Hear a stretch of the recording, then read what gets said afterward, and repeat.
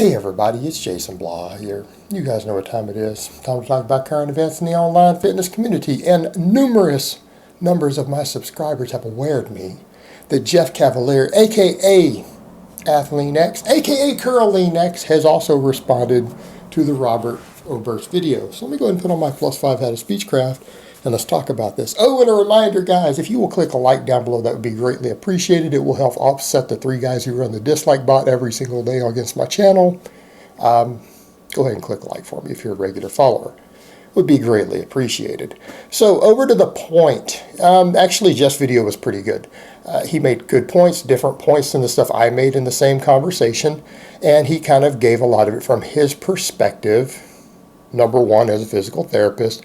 Number 2, his observations of various athletes and professional athletes, because he does know coaches who do coach NFL teams and things. And here's what it comes down to. He said that he wouldn't remove deadlifts.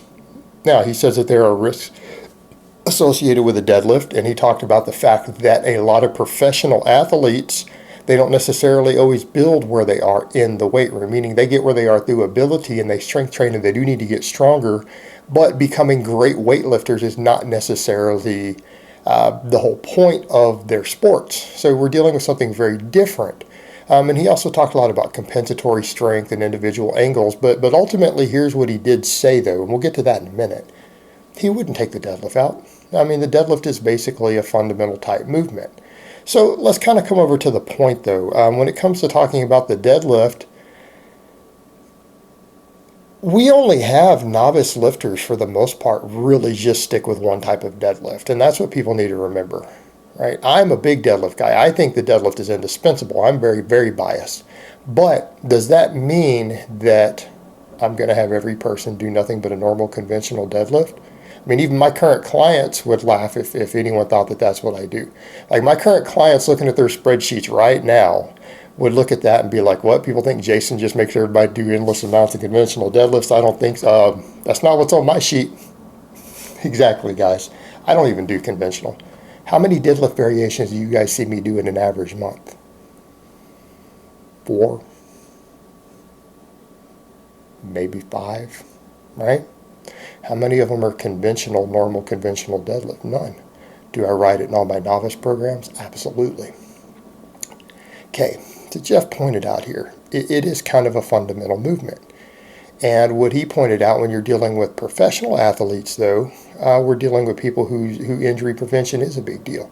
You're dealing with people who are already strong, already people who have some imbalances. And he talked, there's a lot of problems with a lot of elite athletes being good at compensatory strength to the point where they make it look good. And that is true. That's normal. That's very normal. When you start dealing with people who, again, aren't trying to be necessarily ideal weightlifters, or their goal is not to be a power lifter, their goal is not to be an Olympic lifter, any of these things, but they still train heavy for sports, you'll notice that with their form a lot of times, right? There is some issues oftentimes with compensatory strength, whether it's just the way that they shift, unilateral imbalances, people who try to shift under a weight. And so that's stuff that you have to work on with people, but we could talk a bit about some corrective exercises to balance out strength. There are things we could do. There are lift variations that we can do to help with that. And what's the other thing he talked about? That, look, he knows NFL guys. He has coach friends who coach NFL who have them do deadlifts. So the very idea, though, when Robert comes and says, well, you don't see it in D1 or NFL, what do you mean? Of course you do. Of course you do. Right? We do see it.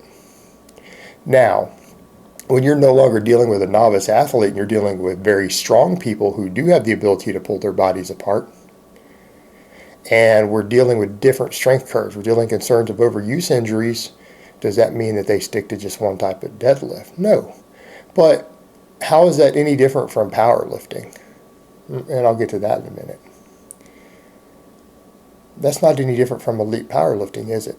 Do most elite powerlifters, at least in certain circles, do they do the same deadlift every single time they train? They do the same variation all the time? I'm going to go on a limb and say no.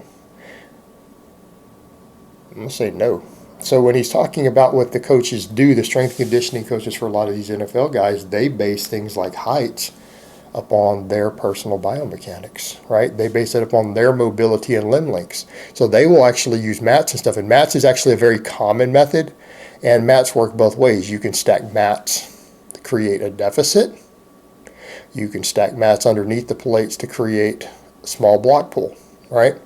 You can do this with half-inch mats, rubber mats, and this is common in strength gyms. Like whether we're talking about an elite powerlifting gym or you're talking about an elite strength and conditioning weight room, when you step away from the box gym environment, this is an extremely common method, is to stack mats, right? Extremely common. I just use plates because I don't have a bunch of mats. Eventually, I probably do need to get mats, and I'm aware of that, and I've kind of told people that in the past. Mats allows you to adjust height, allows you to adjust height for box squats. It allows you to adjust heights for deficits or block pulls or whatever. You adjust the height based upon your lifter. There are lifters who need the plates to be 2 inches higher off the ground to get their ideal pulling mechanics to reduce lower back risk due to their leverages. As a serious lifter, as a serious athlete, who were concerned with ideal leverages. There are others who need to go a little deeper, and you'll use mats to create a deficit. And we come over to the point with that, when you start looking at elite powerlifting gyms, don't you see the same thing? Right? In competition, we have to pull from a standardized height, right? That height on the bar is set, that bar height, because of the plates are standardized, is set to the exact same height for every single person in competition. But does that mean you always train that way? No. You go to elite powerlifting gyms, how many times do you see lifters using mats for both height elevation or to create deficits for their training? Tons of them. Tons of them. How many of them use different variations in foot spacing? Maybe say do a sumo deadlift. Let's come over to the point of that. I'm doing sumo these days. I'm pushing a lot of sumo these days because I've stopped being a purist about pure powerlifting, even though the sumo is allowed in powerlifting, so it technically is pure powerlifting. I was historically a purist about that because I used to call it cheating. But does the sumo deadlift, which is a deadlift, I mean, a sumo deadlift is a competition legal deadlift in powerlifting. How about sumo deadlifts for athletes? The wider foot spacing, what? Lets you push out more to the side. That actually carries a lot of the reasons people would want to do unilateral training. A lot of that's covered with a sumo wider stance sumo deadlift. Does it put less shear on your lower back? Yeah. So can you take that variation and use it and adjust different heights? Can you adjust strength curves on that? Can you work with different bands and chains and modalities to change strength curves? Yeah. Do NFL players and professional athletes by top strength and conditioning coaches do the same sort of stuff? Yeah.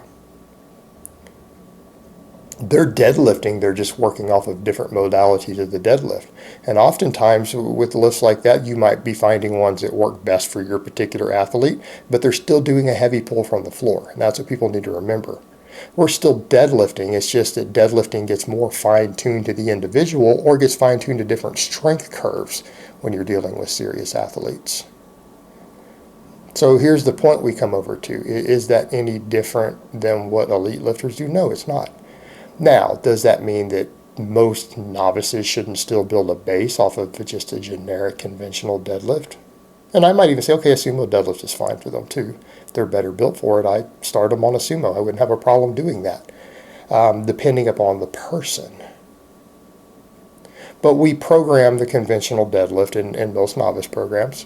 I might get to a point where I don't. I might get to a point where I program the sumo in there for people as novice lifters. But here's what he was pointing out. People should still be deadlifting, right? You're dealing with the opinion of Robert Oberst. And again, not to take anything away from him. He's a serious athlete. But what he's stating is just simply not true. A lot of the risks of the deadlift itself come to do with you doing maybe the variations that aren't ideal for you as a serious athlete. But it doesn't mean you shouldn't be doing heavy pulls from the floor, right? I mean, again, you come into a strength conditioning gym for serious athletes, you are generally still going to see heavy pulls from the floor. So let's call that what it is. Instead of saying, call it just a deadlift, call it heavy pulls from the floor. Because that is necessary to build total body explosiveness to some degree. And if you're under the guidance of a good coach, even at the elite level, you can reduce the risk of injury. And you still need to get strong at that. But as Jeff said, is it necessary for these guys to build themselves to, say, an 800-pound conventional deadlift? Is that necessary for an NFL guy to compete at his best in the risk to reward? No, probably not. But to extrapolate all of that and to come over and tell people, well, you shouldn't do the deadlift at all. We don't need the deadlift. Well, that's simply not true. And even Jeff admitted in his video, he still has people deadlift. The deadlift's good. I mean, he has Jesse doing the deadlift. But his concern, because of his physical therapy background, is, are we dealing with good form? Are we dealing with compensatory strength? Is he getting balance strength unilaterally? Things like that. And that's his wheelhouse. And when Jeff stays in kind of in his wheelhouse with that stuff, I don't ever have a problem with it. Right? When he discusses things like that of correcting compensatory strength, I don't have an issue with that. It's just that my concern is always when we start talking about reeling people's lifts way back down who need to be progressing because you're concerned with the unilateral imbalance. No, you can fix a unilateral imbalance while you're still progressing. And that's the difference there. But the deadlift is an exercise that over time, for more advanced lifters, as you get access to more tools, you can fine-tune it to your individual needs. All right, guys, well, that's really all I have to say on that today. I hope it's been informative, and I will talk to you guys next time.